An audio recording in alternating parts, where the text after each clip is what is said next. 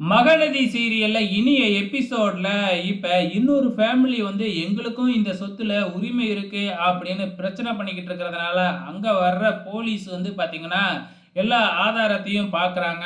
அது மட்டும் இல்ல, இங்க எஸ்டேட்லாம் இருக்கு அப்படிங்கிற மாதிரிலாம் பத்திரத்த காமிக்கிறாங்க. இவங்களுக்கு எஸ்டேட் இருக்கிறதெல்லாம் எதுவும் தெரியாது. எங்களுக்கெல்லாம் எஸ்டேட்லாம் எதுவுமே இல்ல. இருக்கிறது இந்த ஒரே ஒரு வீடு தான் அப்படின்னு சொல்லி வந்து பார்த்தீங்கன்னா, இங்க சாரதா வந்து சொல்லிக்கிட்டு இருக்கிறாங்க.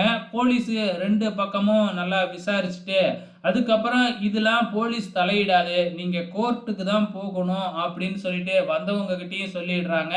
ஸோ இதுக்கப்புறம் நீங்க இங்க எந்த பிரச்சனையும் நடக்கக்கூடாது. நீங்களே பேசி தீர்த்துக்குங்க. அப்படி இல்லன்னா, ஊரு பெரிய மனுஷங்கள வச்சு பேசிக்கிங்க. அப்படி இல்லன்னா கோர்ட்டுக்கு போங்க அப்படின்னு சொல்லிட்டு போலீஸ் அங்கருந்து கிளம்பி போயிடுறாங்க. அதுக்கப்புறம் என்ன, அவங்கள வீட்ட விட்டு வெளியில நிக்க வச்சுட்டு, இவங்க வூட்டுக்குள்ள போய் பேசிக்கிட்டு இருக்கிறாங்க.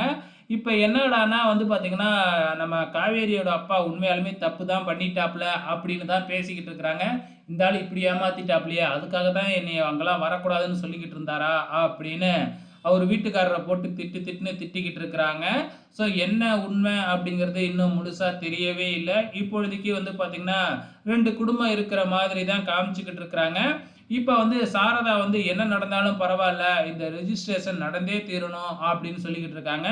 அது எப்படி நடக்கும்? நம்ம ரெஜிஸ்ட்ரேஷனுக்கு பண்ணா, அங்க ரெஜிஸ்டர் ஆபீஸ்ல வந்து பிரச்சனை பண்ணுனா என்ன செய்றது? அப்படின்னு சொல்லி வந்து நம்ம விஜய் கேட்டுக்கிட்டு இருக்கிறாப்புல.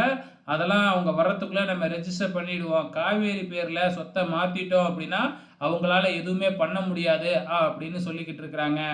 இப்ப அவங்க வெளியிலேயே தானே நின்னுகிட்டு இருக்கிறாங்க. எப்படி அவங்கள மீறி நம்ம போக முடியும்? அப்படின்னு பேசிக்கிட்டு இருக்கிறாங்க.